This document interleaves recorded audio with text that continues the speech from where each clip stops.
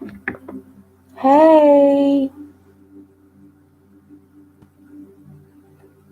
namaste, assalamu alaikum, shalom. How are we? Hope everyone's good. Sending us out to all of the frontline workers, which is all of us. So,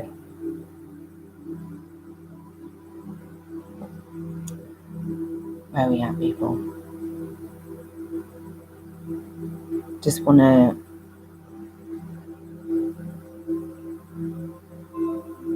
remind everybody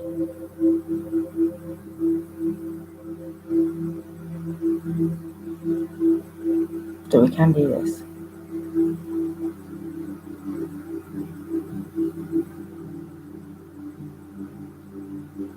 That no matter how big the problem seems, we can overcome it. For every problem, there is a solution.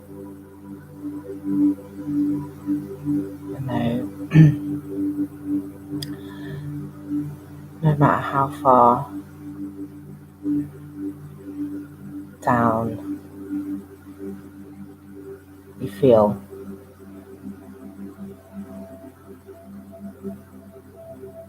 there is always light at the end of the tunnel.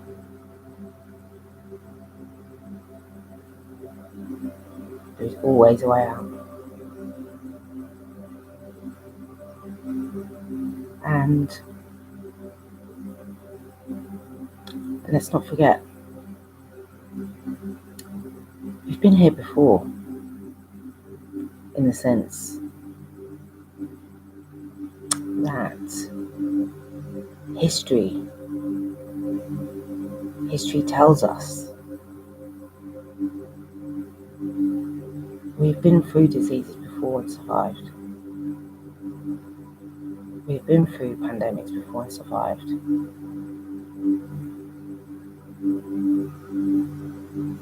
And thrived. Spanish flu, 1918, and everywhere bounced back. That was 10 times worse than now. World War One. We're not in a war, are we? We're not in here. There are in parts of the world, and that's horrendous. But those haven't been stopped yet either. But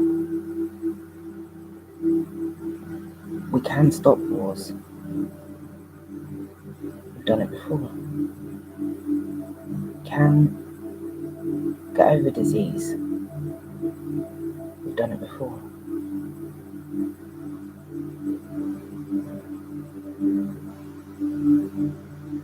And everyone that's lost someone, and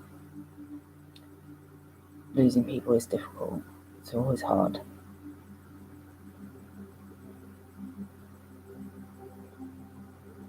What would they say?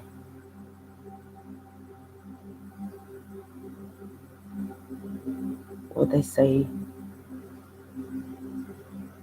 to you, to each of us? They want us to live.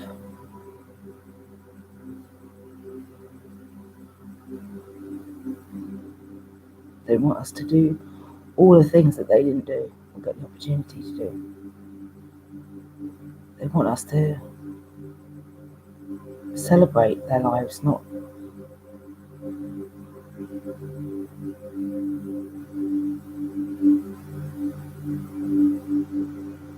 struggle. And it's hard losing people, it is. I've just said all myself, but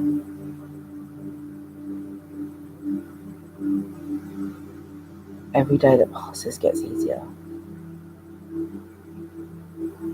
And And they're always here. Because they live in each and every one of us. We keep them alive.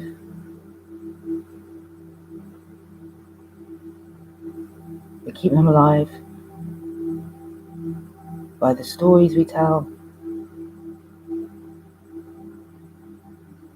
by the things that we do.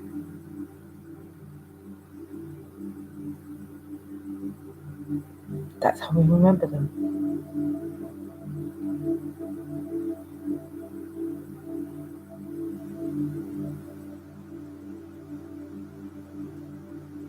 So,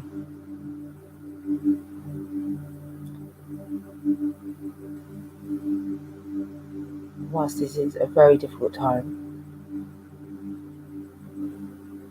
we cannot give up. We cannot give up on ourselves. We cannot give up on each other.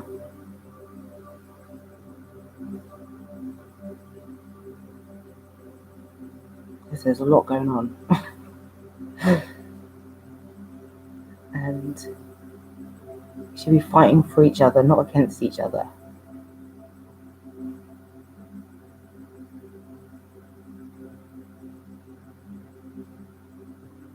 It's just a waste of time.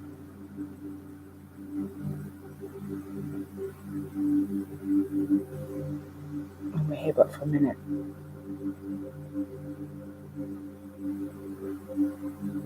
So,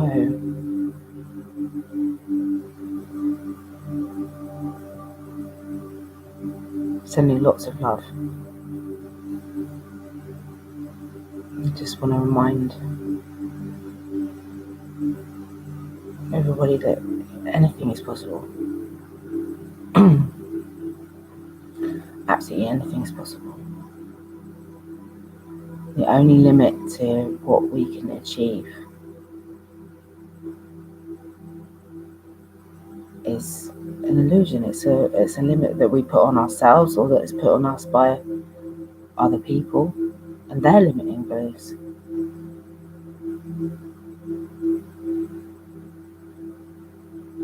But the only thing that will stop you is you.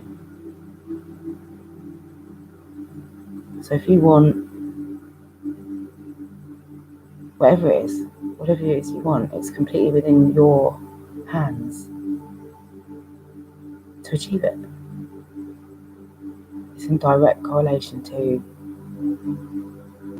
what you're prepared to do to get it. The amount of work that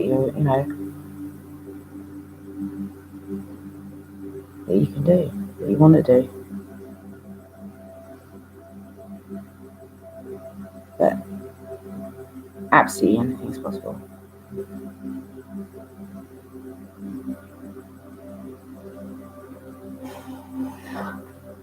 So, I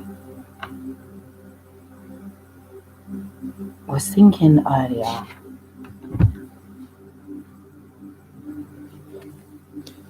just bear with me, I'm referring to my notes as usual.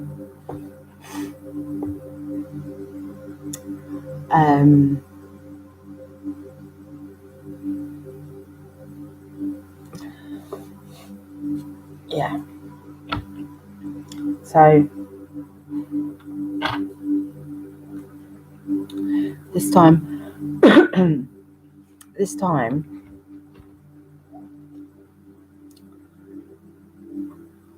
has caused a massive influx in addiction. Decaf, I'm on about 2 months now. Woo! Decaf coffee. I don't even know why I drink it. Like, I tell myself I like the taste of it, but really I was only ever drinking it for the caffeine, I'm sure. But I'm like sticking to the decaf. Like, yes, I really do like it. I don't think I do. Might give up. Anyway, so it has caused a lot of people's addictions, either to get addictions that they didn't have before, or for their existing addictions to get worse. And that's statistically. And I'm really talking about this. This is definitely going to not wind people. It's just going to trigger some people. So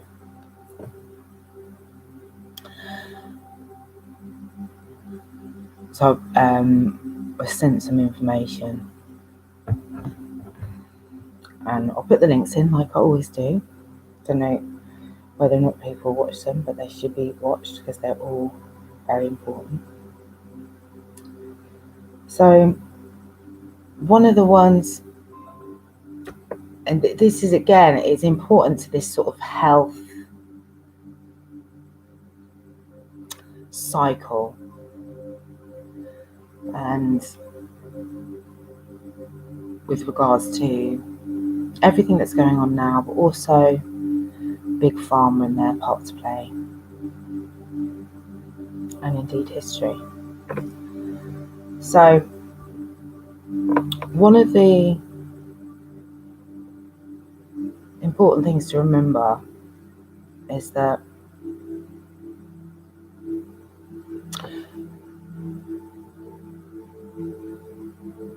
a lot of I've talked before about weed. They're going through a sweeping legislation change across the country, across the world, actually, on weed.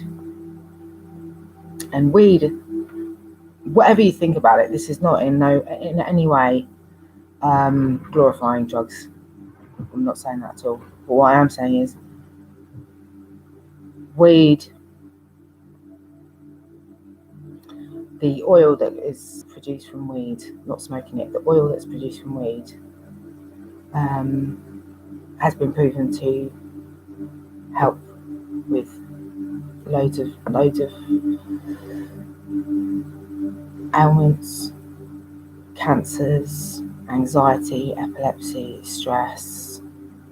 And that's scientifically proven, going way back to like the 1960s. And excuse me. Sorry, that just popped out. Better out than in. That's what my mum always told me. Going back to the 60s, and also the evidence was originally by, not FBI. I'll read you what this says. But they did all these CIA, FBI, all of that lot there. They did their own little experiments in the 50s and 60s. And they knew that these drugs had benefits. All the research is freely available on the Internet of Things, the magical thing that we have access to here. But they made it illegal. Why? Because Big Pharma want us to be sick. Because that's how they make their money. That's how they make their money. Okay? And if everyone's healthy from a plant that has existed for millennia, that has always been traditional medicine, and if you want to get biblical, God made the earth and all the plants, including marijuana. So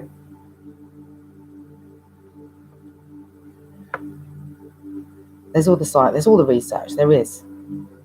And then the fact that it's legal for medicinal use, again, proof that it does exactly what they proved it did.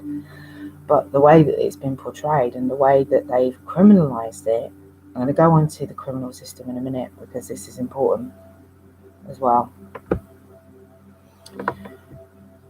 But let me tell you about this now. So obviously the drugs that are the worst, actually, because what they've managed to do very well with the big old propaganda machine that is mainstream media is bundle all drugs in together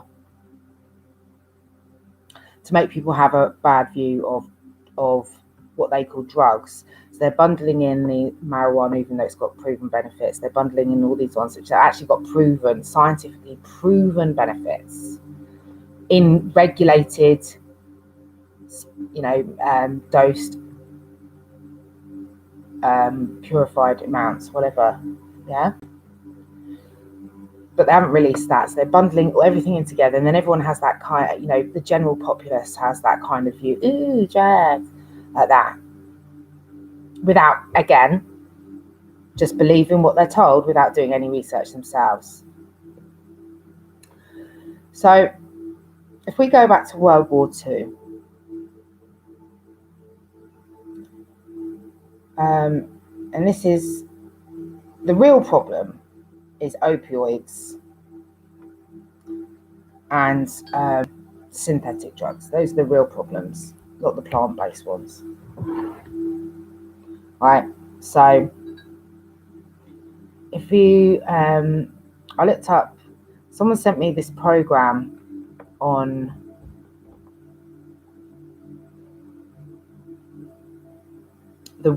it was called the War on Drugs by Vice. So you've got, if I do the history of meth, right,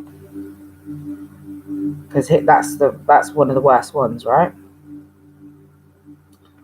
Now, history of meth. A Japanese chemist first synthesized methamphetamine. It's a form of stimulant in 1893. Methamphetamine was used early on as a medical treatment for narcolepsy, asthma, and as a weight loss drug. During World War II, the Allies and the Axis powers both used methamphetamine to keep the troops awake. I'm sure I might have even read this before. After the war, meth use increased dramatically, even after it was outlawed in the United States. Scientists first developed amphetamine stimulants, including methamphetamine, as a man-made alternative to the ephedra plant. Ephedra is a type of shrub extract which has been used in traditional Chinese medicine for 5,000 years. In 1885, Nagai Nagayoshi, a Japanese chemist studying in Germany, identified the active chemical in the ephedra, a stimulant called ephedrine. Methamphetamine was difficult until 1919. So methamphetamine is a stimulant drug. A former drug marked as desoxin is a FDA controlled substance. Used again, it was used originally for ADHD. So these are drugs that were originally created by scientists in big pharma companies that they were using. Right? So these big pharma companies, and I'm going to get onto the next one because this will prove it. They are the ones that are creating these atrocities, these opioids, these stimulants, these drugs that people are then becoming addicted to. But they are the ones that are creating them, and I'll prove it to you. Fentanyl.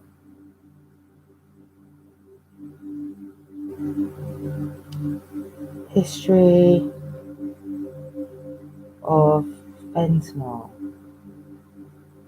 So fentanyl is like 100 times worse than meth. Fentanyl was first prepared and developed by Dr. Paul Janssen in 1959 under a patent held by his company, Janssen Pharmaceutica. Do you know who owns Janssen Pharmaceutica? Johnson & Johnson.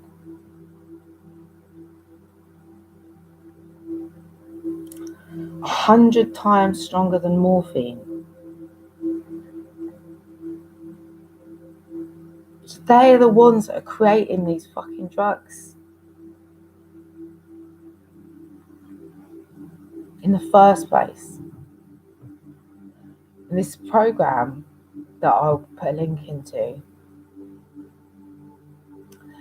it shares the history of opioid addiction in America specifically. And because of how the health system works there, which is money based, it's all money, right? So drug companies create drugs and then they send sales reps around to doctors to push their drugs for that doctor to prescribe for XYZ. Right? So when where's the name of this? They created an opioid called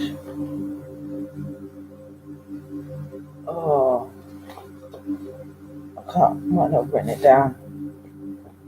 I want to say OxyContin or something like that. Cotin, something. So they're sort of commissioned almost on pushing these drugs, on prescribing these drugs for whatever. So OxyContin, whatever it is, was for pain relief. And the company, it's gone bankrupt now because it had to pay out for so many people. What's it called? Pure. I don't know if I've written that one. Again with a P. It'll be in the link. So this pharmaceutical company, this must have been 20 years, 30 years ago. So they did that. These sales / prescriptions of this drug went through the roof because that's all they were prescribing. It went from something like 200,000 prescriptions to 6.2 million prescriptions of this drug. And this oxy painkiller is so addictive, and obviously people weren't told that, and they've been prescribed it for pain relief or whatever, rather than, of course, any other what they would call alternative and I would call traditional medicine, making that many people addicts. And these could be anybody. These could be anybody in society, anyone, anywhere. People in high positions. So the thing that people have an assumption wrongly is that drug addicts are certain types of people. And the real truth of it is that right now, and even before, everyone's an addict of something.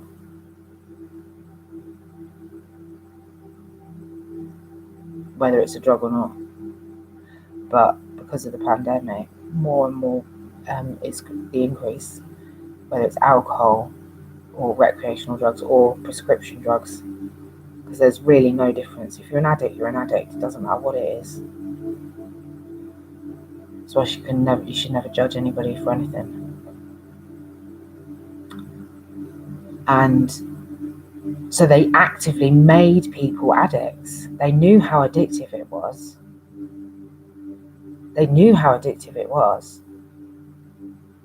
and they went around pushing it, and doctors was prescribing it for everything. And then they changed. So now at this point, they've made millions of people addicts to that oxy.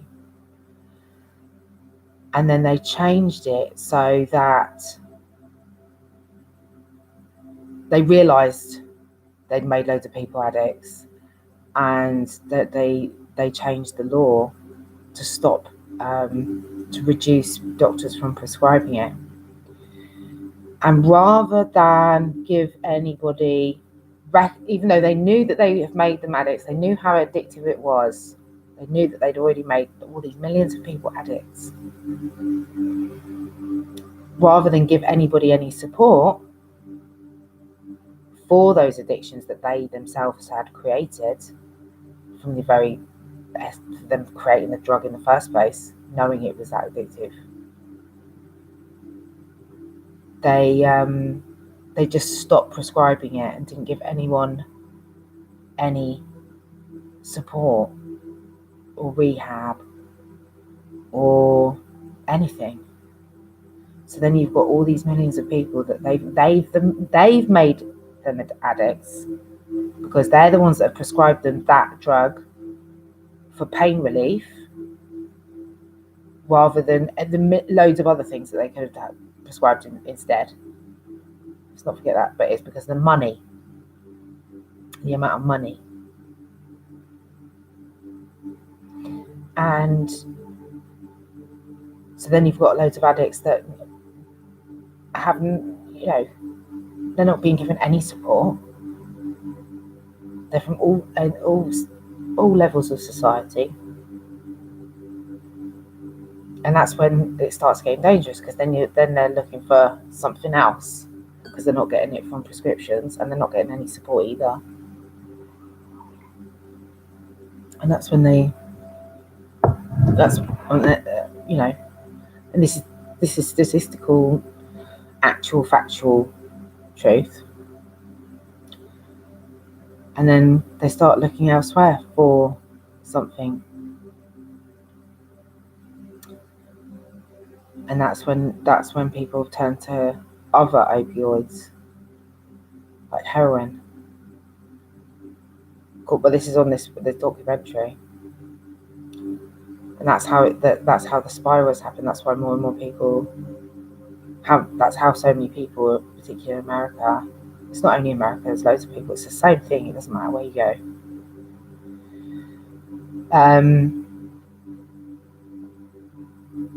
And then even worse than that, then they go onto this fentanyl. Fentanyl, again, is a pharmaceutical product. They created it. This sort of assumption that it's all drug dealers, it's all gangs' fault, when it's not.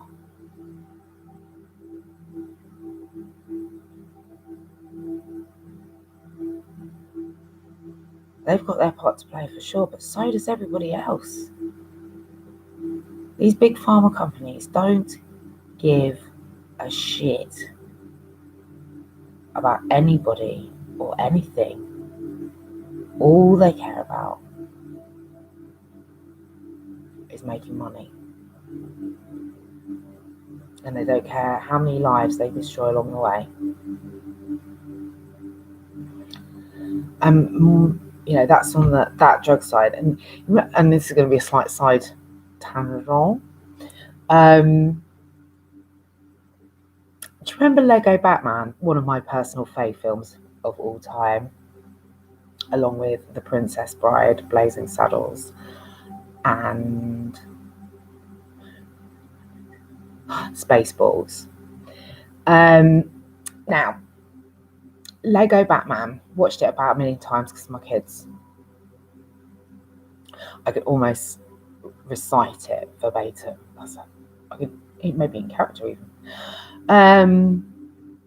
But there's a bit in there, and it always sticks out for me because I think it's relevant right now.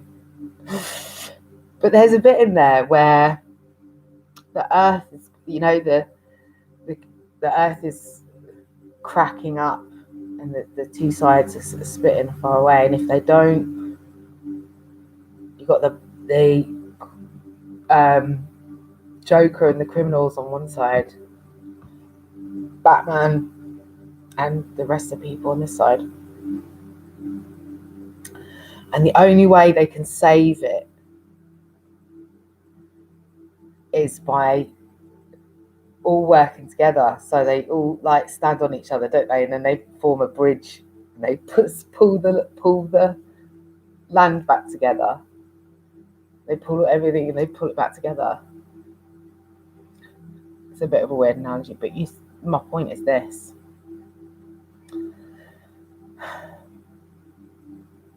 If you watch this documentary, and there's another one as well on this, the very creation by governments of this war on drugs,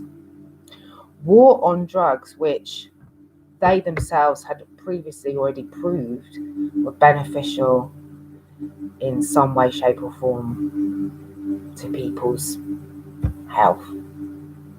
If they had not have done that,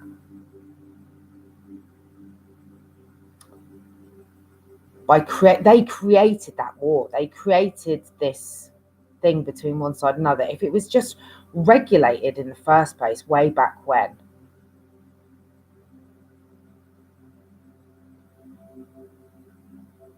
if they this is pre all these pharmaceuticals, if they had regulated it way back when,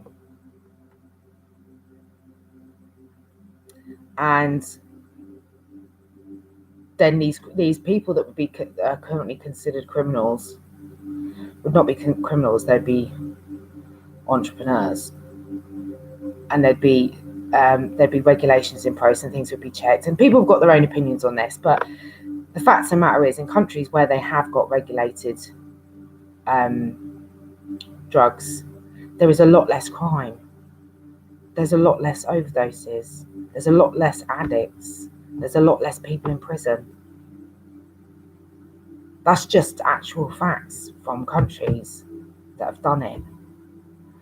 So by governments creating a war with criminals on drugs that they themselves as government have proof are beneficial, it's just so backward in coming forward. It's like, what? You're creating a situation that's killing lives on both sides. And you're also creating a situation then where people are then making these other synthetic shitty drugs, which, as we've seen, is actually stemmed from pharmaceutical companies creating them in the first place.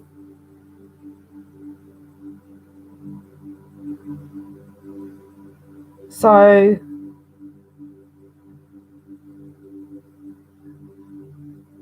people on both sides has got a lot to answer for, not just, this kind of view. It's just such a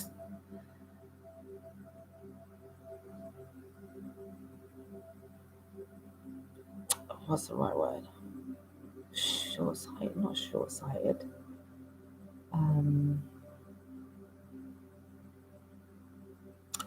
Only looking for it through one lens, you know what I mean? Like not looking at it from all perspectives. And a lot of people just believing, as always, what they're being told without checking actual facts. And lives are, being lost. We should, rather than spending all this war, calling it a war. What? If they regulated it, if they did it and just tried to stop doing that on like weed and whatever, and then just focus on cutting out the fucking shit, the stuff that is actually killing lives, the synthetic shit that is actually ultimately been made by fucking chemists and pharmaceutical fucking companies in the first place.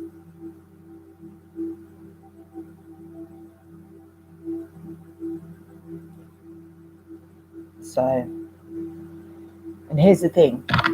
I was looking at I've got a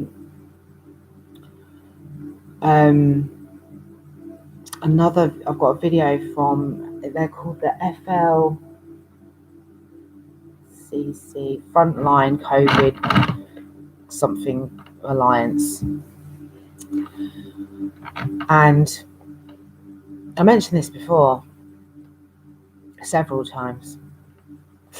But there is a drug, a pharmaceutical drug that is cheap and available all over the world as it stands today, that has been around for a very long time, and there is oodles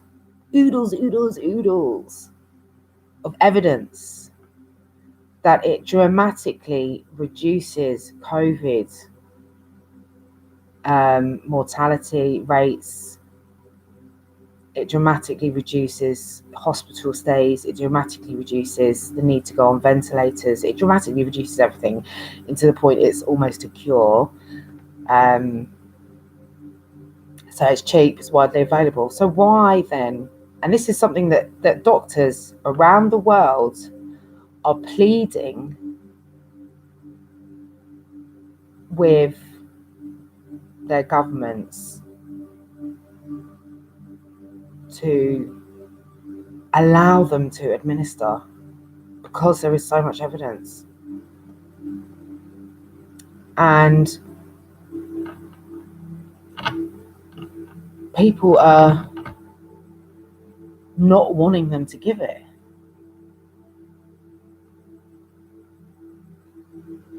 Saying they want, they're pushing this vaccines,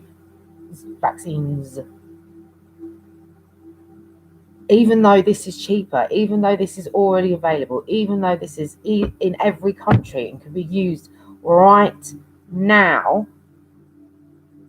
Forget all this fucking vaccine nonsense for a hot minute, because it is just a moneymaker, and this just proves it.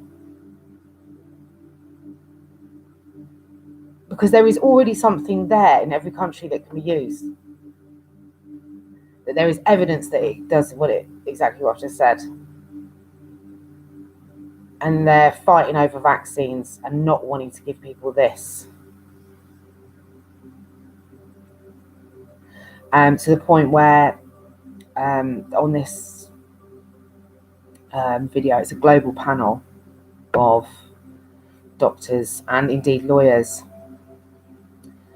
And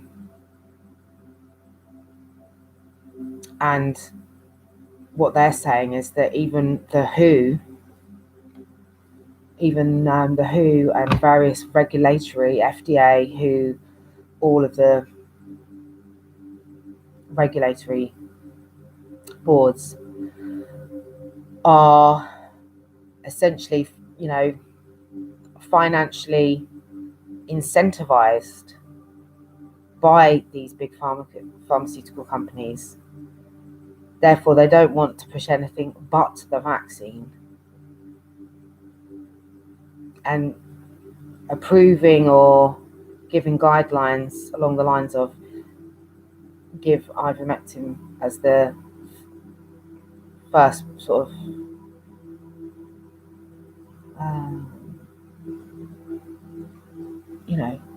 what's the right word? I want to say protocol, but you know what I'm saying. First thing. So they don't want to do that because they're not financially incentivized to do so, whereas they are with vaccines.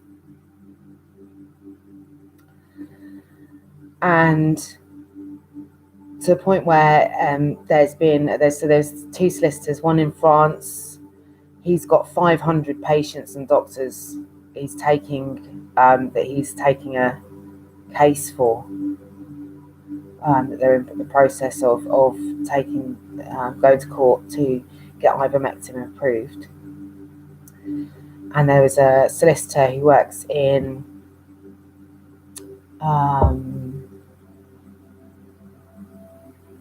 New York. And he'd had several cases where somebody had written to him pleading with him to get a court order to allow, because the hospital in New York was refusing to give this guy's mum ivermectin. So he went to the hospital. He was like, I've done this research. Ivermectin has been, is used in other parts of the world and has been proven to help with this, that, and the other. Please give it to my mum. And they said no. So he went to this lawyer. They went to court. A judge went, yep, approved. So they gave the hospital a court order saying they had to give it to her. And at this point, she's on a ventilator. They were saying that she won't be out of hospital for at least a month, and she'll be on a ventilator for a month. Anyway, so he got a court order, went back to hospital. The hospital fought it. They were like, no. And then he got them done for contempt, so they had to give it. They gave it, and within 48 hours, she was off the ventilator and out. And this New York lawyer, as a result of him sharing that story on the local news, he had loads more cases, all of which he has won with court orders, and all of the hospital, because again, they're incentivized, let's not forget, because of how the American system works, healthcare system. So they all of the cases he has won, but all of the hospitals, even when he went back with court orders saying they had to give the ivermectin, because now they've proven to the judge that ivermectin works by the research. And the judge went, yeah, you're right. Took it back to the hospital, and the hospitals every time tried to refuse it. So every time got them done for contempt.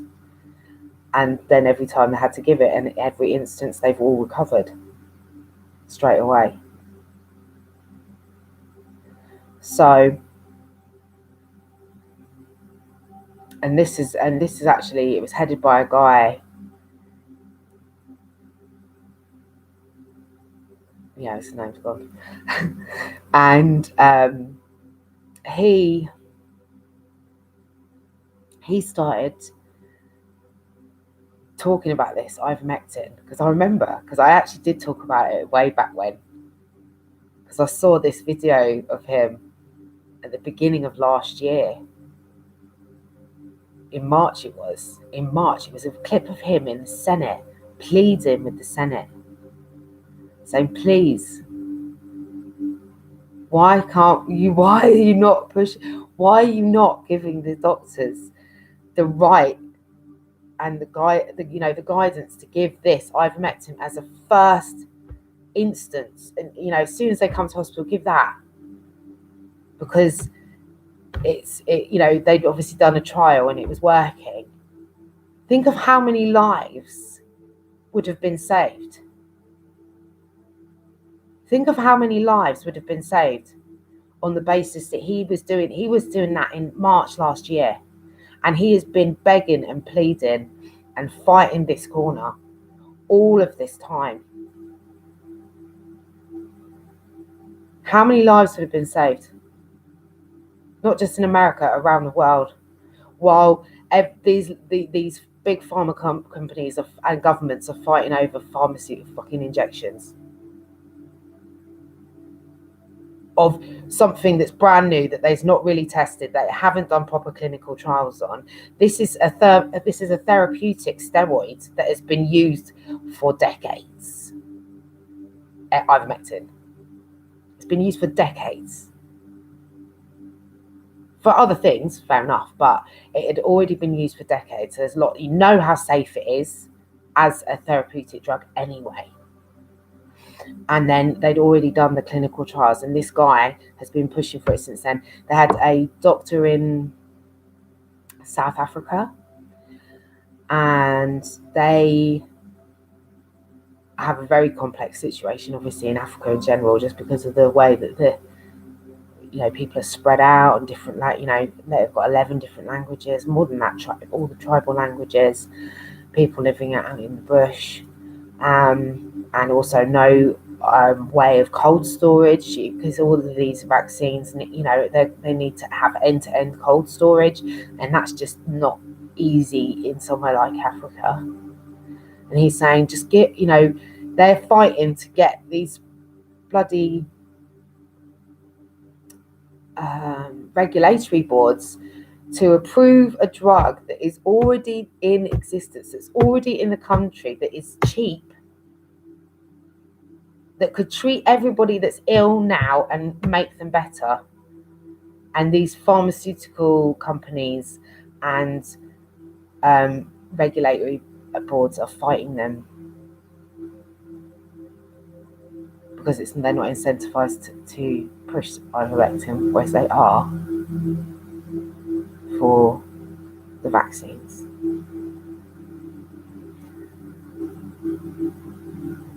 So they don't care about any of us, because if they did,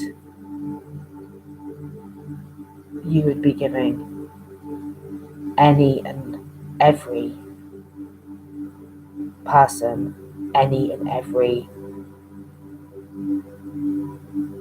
opportunity, drug, therapeutic that was available if it was going to make you better. Because if it was truly health that they cared about, if it was truly the people that they cared about, you would have all options available to you.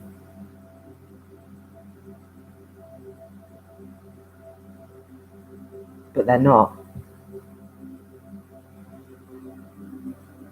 They're only pushing these vaccines and actively stopping all other drugs that can help, and can help right now, and could have helped from the beginning of March last year.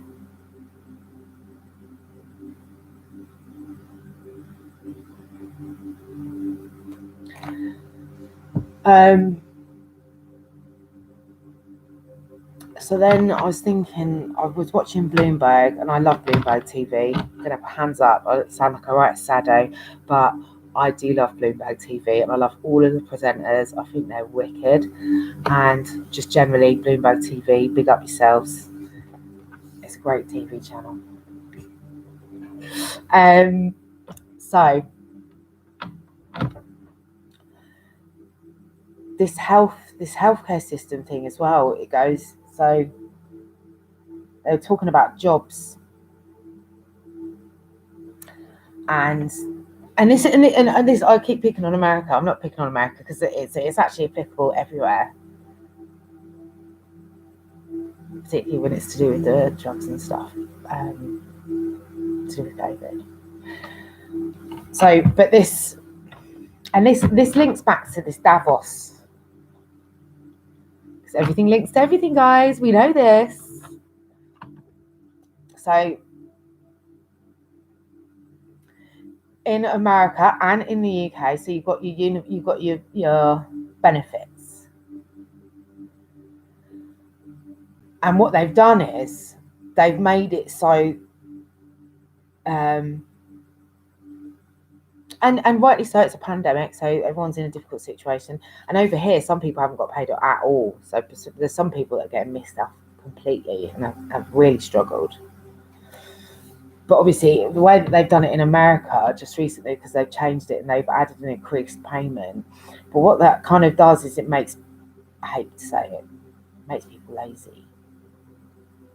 They don't want to work then because they've got a higher payment. They're being paid more to stay at home than they are to work.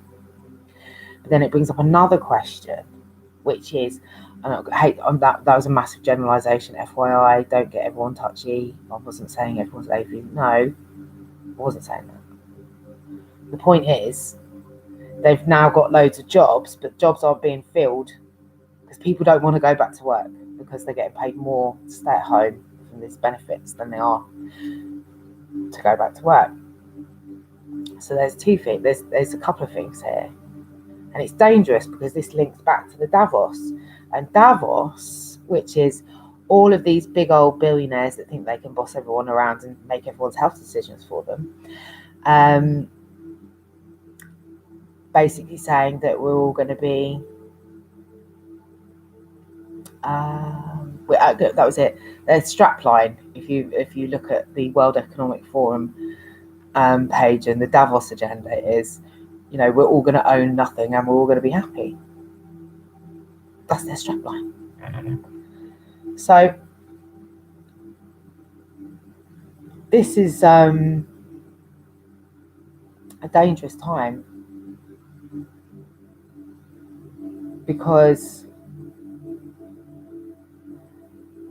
if people don't go back to work, and then, then nothing will ever reopen as well, because they won't be able to afford these businesses, because it's only going to harm the middle ground, the ones in the 99%, because the 1% don't give a fuck. Let's not forget, they've doubled they've 664 billionaires have doubled their net wealth in the last year. Not taxed, of course. And so the only people that are going to suffer is everybody else, because all of the businesses that need staff are generally the lower paid staff, but nobody wants to go back to work for the lower pay. But they also can't afford to increase the pay just yet, because they've had a year out of work. So they can't afford to pay more yet either. So you see how they're sort of stuck in this cycle.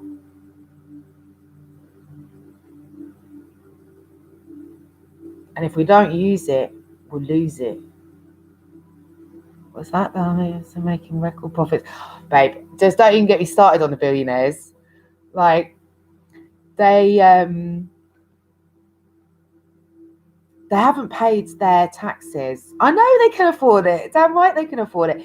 They pay less as percentage taxes than everyone that works for them, obviously, and all of the other business. Like the tax rate that everyone else pays is like 2-3 times what these billionaires are paying on their net worth, if at all, because of the way that how they're getting through tax loopholes and moving their money from tax haven to tax haven, and they're just using every possible, because they can afford to use accountants that know their shit and work every tax loophole possible to mean that they essentially pay none, or minimal at best. And then, as I said to you yesterday, they've gotten away with it for so long that they just think that they don't have to pay. They think, well, I'm employing loads of people. That's my payback. No, mate. No. That's not how it works. You should pay your taxes just like everybody else has to, because they also, and you know what really annoys me? I watched the program Billionaires and Philanthropy, right? So the billionaires that are profiting off everybody, doubled their wealth during the pandemic off everyone's sickness, death and destruction. They've doubled their salaries, net worth in general, their whole businesses. They're not paying any tax on that. And then what they want to do, the smug fucks, is that they want to go, oh, look at me, I am such a philanthropist. So they're not paying their taxes, yeah, because there are many people that pay their taxes that then are philanthropists on top of that. They give back on top of paying their taxes, like every person should. Either everyone pays taxes or nobody pays taxes, in my opinion. You can't, this finny fannying around, they're hot and flustered about this tax rise that's being threatened. He needs to go through with it. Everywhere needs to go through with this tax hike on people that earn over that amount of money. They should not be able to get away with not paying taxes. It's not fair. They've gotten away with it long enough already. They've made billions and billions. They've doubled their salary in a year of everyone else being sick. I think that it's their turn to pay their way equally as everyone else. And not only that, as I said, other people don't get no recognition for their philanthropy that they do, having paid their high tax brackets.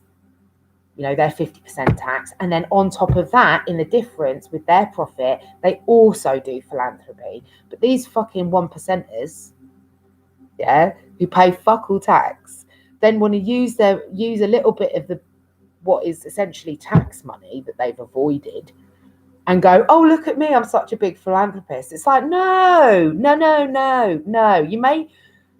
You're just being a narcissist with a shit ton of money, and you want everyone to go, oh, you're so great, but whilst being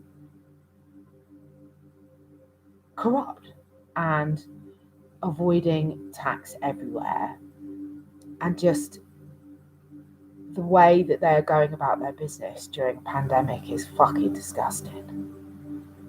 So that's my opinion on that. But I haven't quite finished here.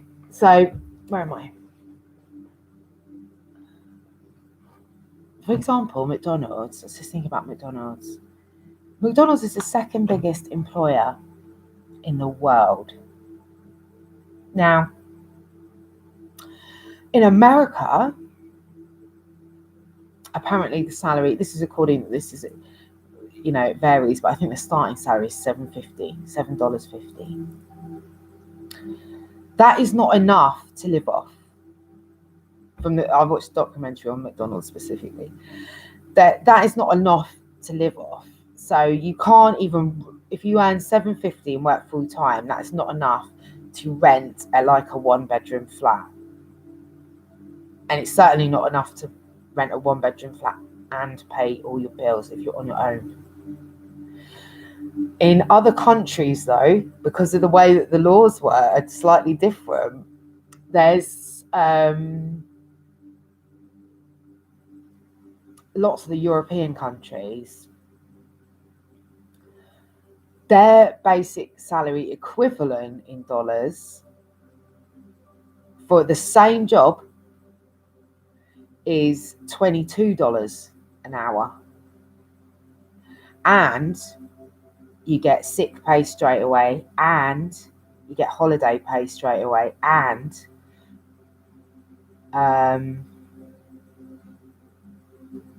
there's something else.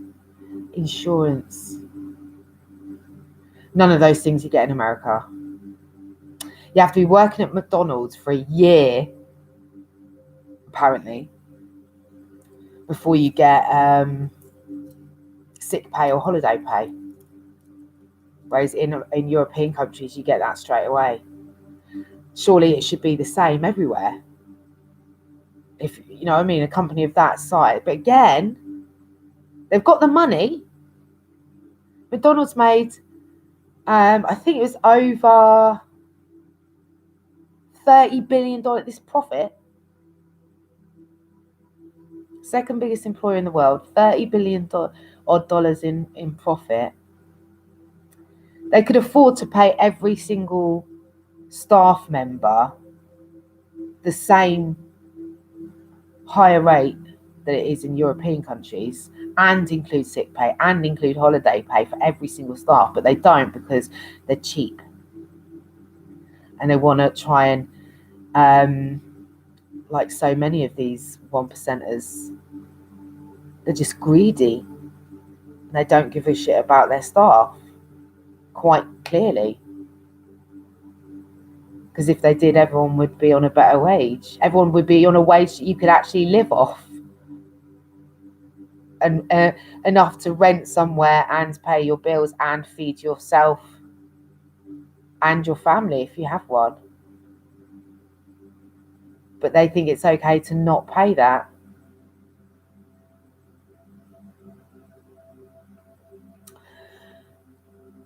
So there's several problems. Obviously, they're talking about on the Bloomberg is this job payment, and they're talking about whether reeling it back before September, because apparently it's supposed to stop in September. But they're talking about maybe stopping it earlier so people have to go back to work. I think maybe people should just use that money and start their own business. There's, I'm going to put some links in. But if you're on this payment, use the money to start a business of your own, so you don't even have to worry about it. You can start a business with $100. You can start a oh my god, there's loads. You could design your own products and sell them on Teespring or Shopify. You could sell dropship from Alibaba to Shopify. You could do the same with Amazon. You could write a book if you're so inclined. You could be an artist. You could write poetry. You could write a song. There's loads of people on YouTube giving free music, DJing, producing, making beats, how to write song lyrics, all of that creative goodness. There's loads of things. Alibaba was a good one though. There's, if you look as well, there's just so many. Then you would just stick your fingers up and go, I don't have to go back to work there. Just do it for yourself. It's the way. But the other thing that I was going to say about this, the dangerous thing in my mind really, is when you're paid to stay at home and there's nothing to do, and it's during a pandemic and everyone's feeling a little bit away, and mental health problems. It's difficult, a year of isolation, not being able to see people passing away, fear of death, fear of virus.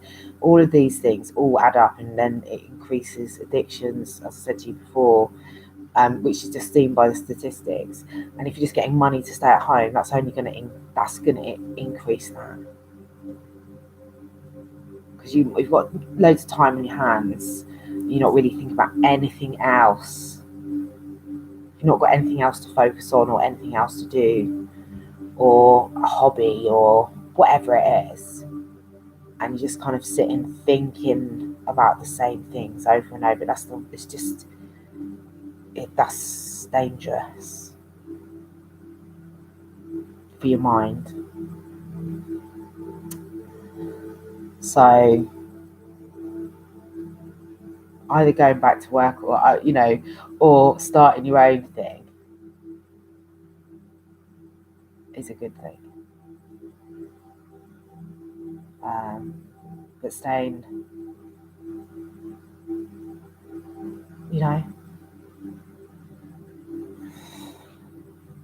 So where was I going with that?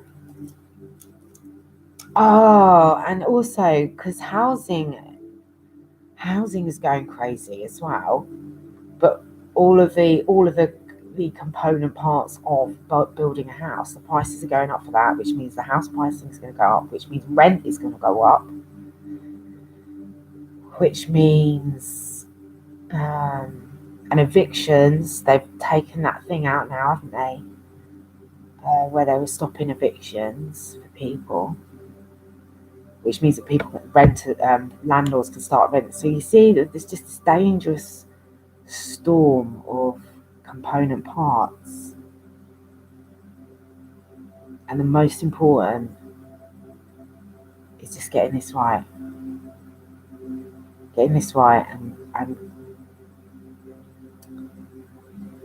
knowing that no matter what happens out there,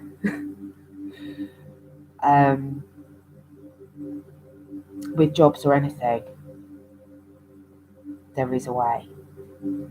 There's loads of ways. There's loads of ways to make money. There's loads of opportunity. There is.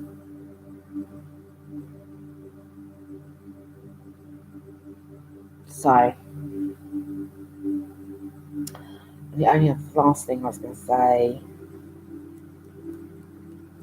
was as well, I think people have the wrong idea about homeless people. Because I was watching this, there's a channel called Invisible People. And again, it's the same with the same with people's assumptions wrongly about drugs generally, but drug addicts, assuming there are certain kind of people, but then actually when you look at, as I said to you before, it can be anybody, anywhere. And it's the same with homeless. Like, people have there's an assumption about the kinds of people that homeless people are. But actually, if you watch this Invisible People, I mean, I knew it before anyway, because I've been given out something. I've been and spoken to homeless people before, so I know it myself. But this channel actually was really interesting because they're interviewing homeless people, and there's like a guy there who had been an accountant for 50 years, and then he'd had a breakup, and one thing led to another, and then he's homeless.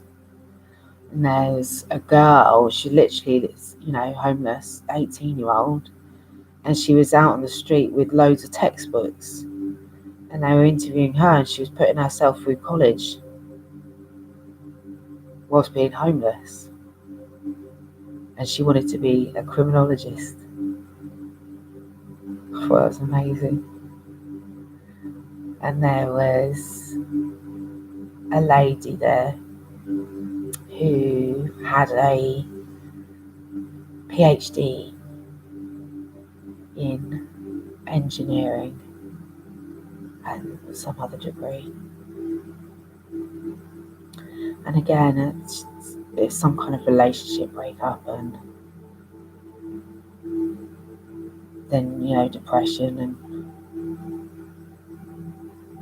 various things. So they're people, they're humans, they have stories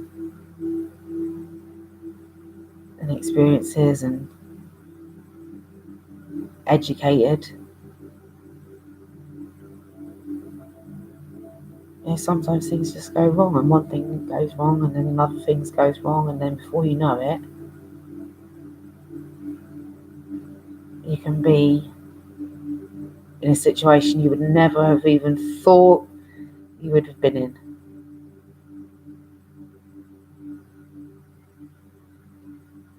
But it doesn't mean it's over. It never means it's over. I think maybe they just need more care, like a lot of other people in society. I think they've been forgotten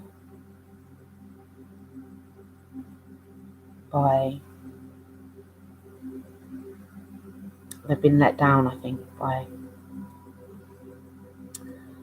our governments. That there's that huge place in, I mean, there's quite a lot of them all over the place, obviously, but in Hollywood, isn't it?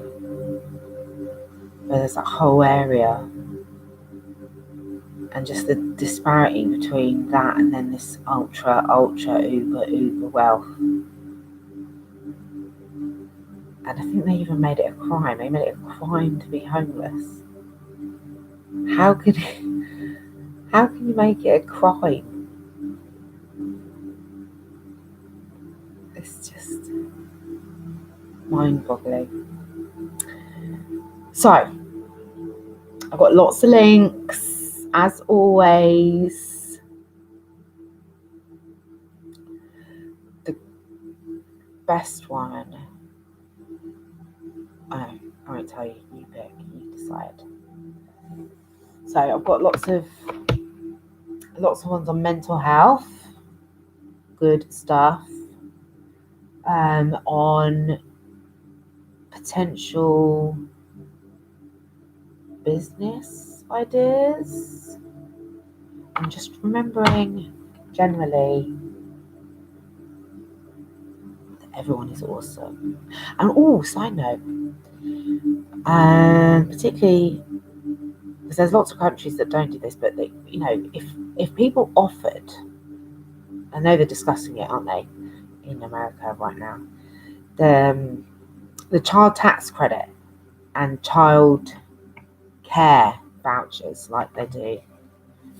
If everywhere had that, it would just make things a lot easier for the ladies to go back to work, which I'm sure they're absolutely gagging to do after being stuck in their houses with their children. Jokes.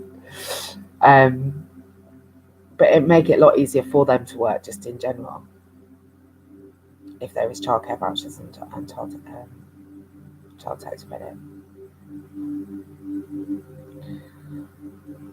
And then that will help with equality in the workplace, won't it? So